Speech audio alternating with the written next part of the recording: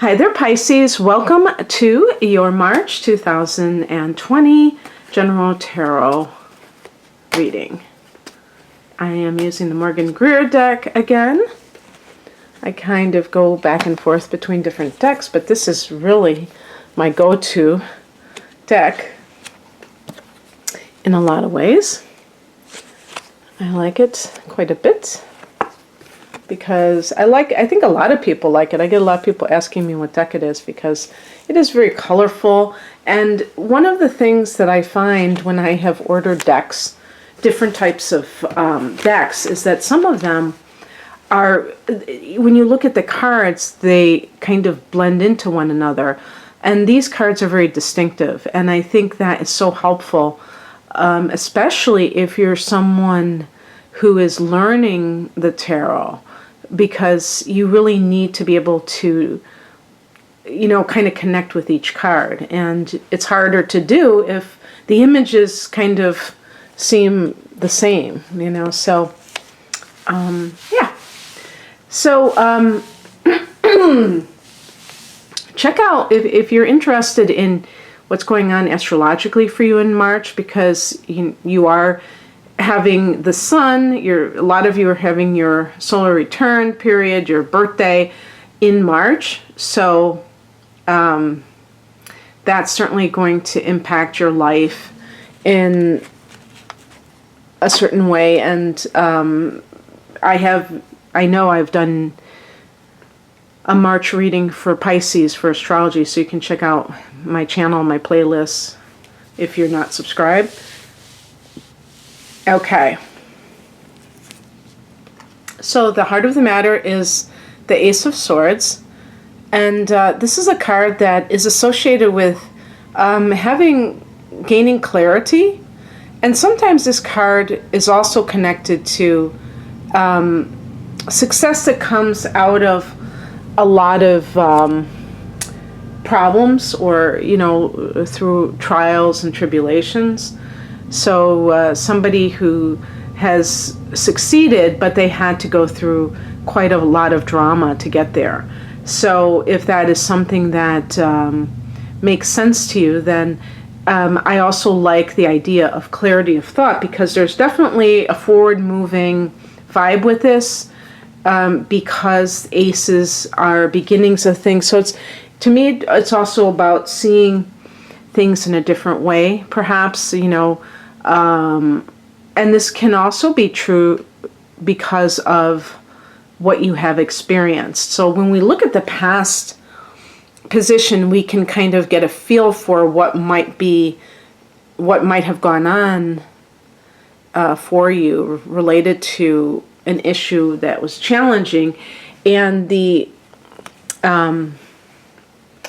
Three of Swords is a card of rejection, a feeling like disappointment in love, perhaps, or something along those lines. And it may have come from a literal relationship issue. Obviously, that seems like that could be a very, obvious guess.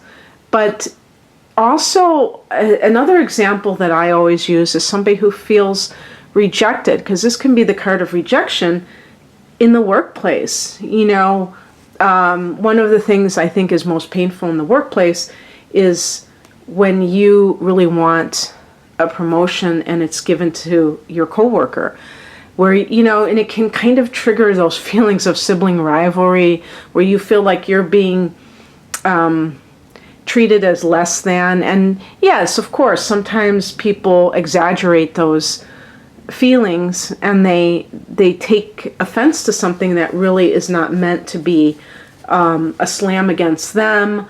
And perhaps, it's on your end that you feel that way, but it still hurts. And sometimes there may be a real obvious thing that's being done that is, seeming to be against you. And in these types of situations, a person has to really, I think, put their pain in perspective And I think that's where the Ace of Swords comes along, where you can really sort out what is true and what's not true. I've mentioned this before. There's a spiritual teacher named Byron Katie, and she has something she calls the work, and you might find it very helpful, and you can get free resources on that if you go to YouTube, or you can buy her book. She details these things. But one of the things I just like when she says, is it true? That's one of the questions that you ask yourself when you're processing things. Is it true? And talking about questioning your thoughts. So it's a form of self-inquiry. And the reason it's so helpful, I feel, is because we tell ourselves things, and this is kind of almost like, being on automatic. We tell ourselves things that may not be true, and we just tell them to ourselves so that we can, because we might actually believe them to be true, but they're not, and they're kind of like old tapes, and we have to really, because it's easy to think why somebody else is doing what they're doing, and kind of like attach ideas to them that may not be true at all, or may be partially true. So it's really to kind of like separate yourself from your thoughts so that you don't identify with them. Because in the first place, they might not even be true. And secondly, it really doesn't matter. It's all relative in terms of truth, because there's something far greater than these mundane truths anyhow. Even if you got passed over for promotion, even if that person, like your boss, thinks that you are not as good as another worker, it doesn't matter. It doesn't have any power over you unless you allow it. And unfortunately, a lot of people, they really allow it, because to them, maybe secretly they feel inferior. So we have to understand that people are complex.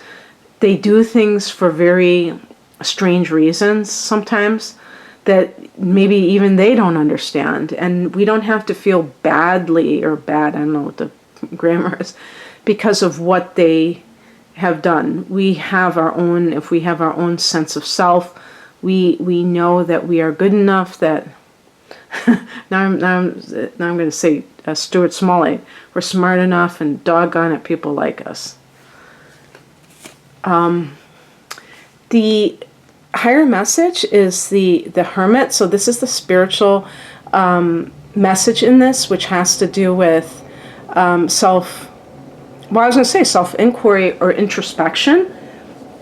And, it's funny because I always attach this, the Hermit is attached to Virgo.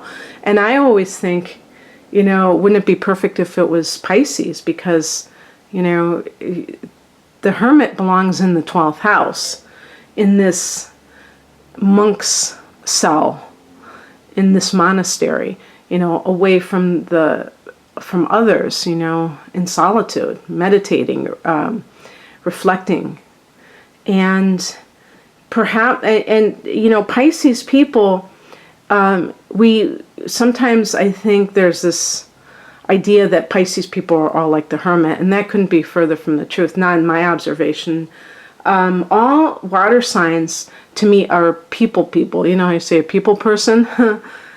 people. And I feel like a lot of Pisces are actually very social. It's easy to kind of peg the 12th house as antisocial, which it can be if a person is really escaping, because this is the house of escapism, but it's also the place of solitude. There's a big difference between the two. One is like refusing to look at yourself.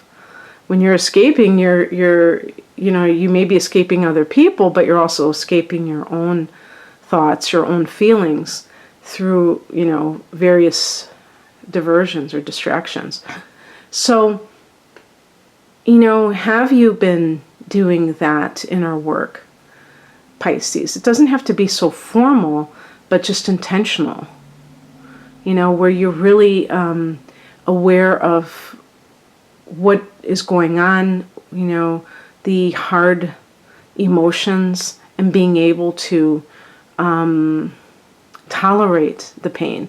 Because the Ace of Swords may mean that you're able to intellectualize something, or that you're able to see the truth of something.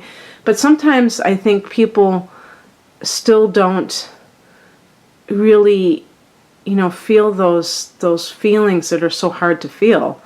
Even a water sign sometimes. So the Hermit asks you, maybe even if you're mostly surrounded by other people, to make sure that you take time for yourself, that you're not influenced by other people. That's why solitude is important on the spiritual path. I'm not talking about all the time, but, for a portion of the time, we have to be able to tolerate ourselves, but also be able to feel what we feel and want what we want, dream for ourselves. When we're around other people, it's easy to kind of get off that track. And this kind of goes along with this, because this is the challenge position, the Queen of Cups, which is connected to Cancer. And this is a card of psychic ability and, so intuitive gifts, and also connected to creativity. So the thing is that, and very deeply sensitive. So that's what I was getting at. You may be kind of like, with the Ace of Swords, you may be trying to move forward by, squashing your feelings and trying to just like look at something from a more intellectual perspective. But you don't want to do that exclusively. You want to also feel your feelings. And the reason is because when you do that, you will be guided in the right direction. Sometimes, and I'm not talking about the feelings that come about when we're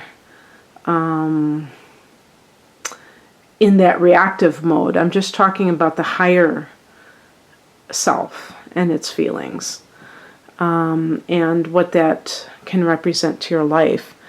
And also, another thing too is like, with the Ace of Swords, and we also have the Three of Swords, and even with the Hermit being connected to Virgo, which is ruled by Mercury, we're talking about the mind, with swords and Mercury.